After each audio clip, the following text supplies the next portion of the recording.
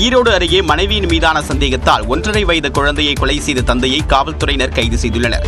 மொடக்குறிச்சி அருகே உள்ள மேட்டுப்பாளையம் கிராமத்தை சேர்ந்த தனியார் பள்ளி காவலாளியான குமாருக்கு திருமணமாக்கி பாண்டிச்செல்வி என்ற மனைவியும் 4 வயதில் ஒரு மகனும் 1.5 வயதில் ஆண் பெண் என்ற இரட்டை குழந்தைகள் இருந்தனர். மனைவியின் மீது சந்தேகம் கொண்டிருந்த குமார் அடிக்கடி அவருடன் சண்டையிட்டு வந்ததாக கூறப்படுகிறது. இதனிடையே 1.5 வயது ஆண் குழந்தைக்கு உடல்நலம் சரியில்லாததால் பெண் குழந்தை தீபாஸ்ரீயை கணவரிடம் விட்டுவிட்டு ஆண் குழந்தையுடன் ஈரோடு அரசு மருத்துவமனைக்கு பாண்டிச்செல்வி சென்றுள்ளார். அப்போது தீபாஸ்ரீ திடீரென்று மயங்கிவிட்டதாக கூறி மொடக்குறிச்சி அரசு மருத்துவமனைக்கு குமார் தூக்கிச் சென்ற நிலையில் குழந்தை ஏற்கனவே இறந்துவிட்டதாக மருத்துவர்கள் தெரிவித்தனர். குழந்தை இறப்பில் சந்தேகம் இருப்பதாக காவல் நிலையத்தில் பாண்டிச்செல்வி புகார் அளித்த நிலையில் குழந்தை மூச்சு திணறலில் உயிரிழக்கவில்லை என்பதும் தலையில் அடிபட்டு இறந்ததும் அம்பலமானது. இதையடுத்து காவல்துறையினர் நடத்திய விசாரணையில் குழந்தையை கொலை செய்த தந்தை குமார் மூச்சு திணறலால் உயிரிழந்துவிட்டதாக நாடகமாடியது தெரியவந்தது. மனைவியின் மீதான சந்தேகத்தால் குழந்தையை கொன்றதாக வாக்குமூலம் அளித்த குமாரை காவலர்கள் கைது செய்து சிறையில் அடைத்தனர்.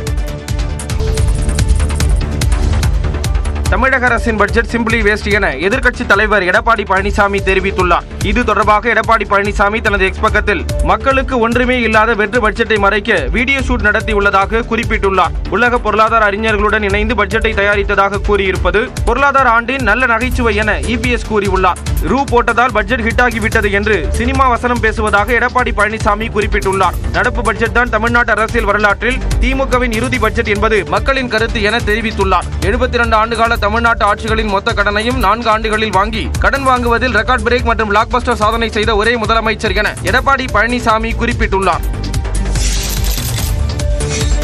முன்னாள் அமைச்சர் செங்கோட்டையனின் நடவடிக்கை அநாகரிகமானது என அதிமுக செய்தி தொடர்பு செயலாளர் வைகை செல்வன் தெரிவித்த கருத்துக்கு முன்னாள் முதலமைச்சர் ஓ பன்னீர்செல்வம், அம்மா மக்கள் முன்னேற்ற கழகத்தின் பொதுச் செயலாளர் டிடிவி தினகரன் எதிர்வினை ஆற்றிய நிலையில் அதற்கும் வைகை செல்வன் பதிலடி கொடுத்துள்ளார். ஆனால் இந்த வேறுபாடுகளாலும் மன வருத்தங்களாலும் போனவர்கள் எப்படிப்பட்ட நிலைக்கு போனார்கள், காணாமல் போய்விட்டார். ஆக பிரச்சனை சொந்த அண்ணன் தம்பிகளுக்குள் பிரச்சனை என்று சொன்னால் பேசி தீர்க்க வேண்டும். உங்களுக்கு என்ன பிரச்சனையோ பொதுச் செயலாளர் சந்திக்க வேண்டும். அதை விடுத்து பொது வெளியில் இப்படி நடந்து கொள்வது அநாகரிகமான செயல். இந்த சம்பவம் குறித்து சம்பந்தப்பட்டவர்கள் தான் இந்த கேள்வி கேட்க வேண்டும். செங்கோட்டையன் அவர்கள் மூத்த கழகத்தினுடைய மூத்த தலைமை கழகத்தினுடைய நிர்வாகியாக செயல்பட்டிருக்கிறார். புரட்சித் தலைவர் காலத்திலிருந்து அம்மாவுடைய காலம் வரை அவர் கழகத்திற்கு பணியாற்றியிருக்கார் என்பதை தெரிவித்துள்ளார். சிறப்பான முறையில் செங்கோட்டையனை தூண்டி விடுறதுக்காக பேசல. செங்கோட்டையுடைய நடவடிக்கை நம்ம உங்களுக்கு தெரியும், நியாயமா இருந்தா நியாயமா இருக்குன்னு சொல்லுவோம். செங்கோட்டையன் எதற்காக வருத்தப்பட்டாரோ அது எல்லோருடைய வருத்தம். அது அம்மாவின் தொண்டர்கள், புரட்சி தலைவருடைய தொண்டர்களுடைய வருத்தம். மூத்த நிர்வாகியான செங்கோட்டையன் அதுல குரல் கொடுத்திருக்காரு. இன்னொன்னு சொல்றேன், அங்க உள்ளவர்களின் 90% பேருடைய மன ஓட்டத்தை அவர் வெளிப்படுத்தியிருக்காருன்னு தான் நான் சொல்றேன். கோபத்தில் ஏதோதோ உளறி கொண்டிருக்கிறார்.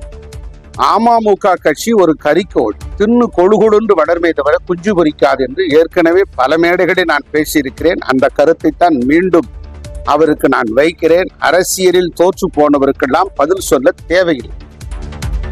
2026 தேர்தலில் திமுகவிடம் கூடுதலான தொகுதிகளை கேட்போமே தவிர அணி மாற மாட்டோம் என்று விசிக தலைவர் திருமாவளவன் தெரிவித்துள்ளார். யார் யார் புதிய புதிய கட்சிகளை தொடங்கினாலும் அவர்களுக்கு என்ன செல்வாக்கு இருந்தாலும் விடுதலை சிறுத்தைகளை அவர்களால் சேதப்படுத்த முடியாது. நடிகர்கள் கட்சி தொடங்குவதால் விடுதலை சிறுத்தைகள் கட்சி கரைந்து விடாது என்று அந்த கட்சியின் தலைவர் திருமாவளவன் தெரிவித்துள்ளார். விடுதலை சிறுத்தைகள் கட்சி தேர்தல் ஆணையத்தின் அங்கீகாரத்தை பெற்றதை கொண்டாடக்கூடிய வகையில் விழுப்புரத்தில் விடுதலை சிறுத்தைகள் கட்சி சார்பில் நடைபெற்ற பொதுக்கூட்டத்தில் திமுக கூட்டணி கட்சி தலைவர்கள் பங்கேற்றனர். இதில் உரையாற்றிய திருமாவளவன், விஜயகாந்த் கட்சி தொடங்கும் போது விசிக கரையும் என்று பலர் கூறியது பொய்யாகிவிட்டதாக கூறினார். சினிமா கவர்ச்சியின் மூலமாக இந்த இளைஞர்களை எவராலும் திசை மாற்றிவிட முடியாது, மடை மாற்றிவிட முடியாது. நடிகர் ஒருவர் கட்சி தொடங்கிவிட்டார்,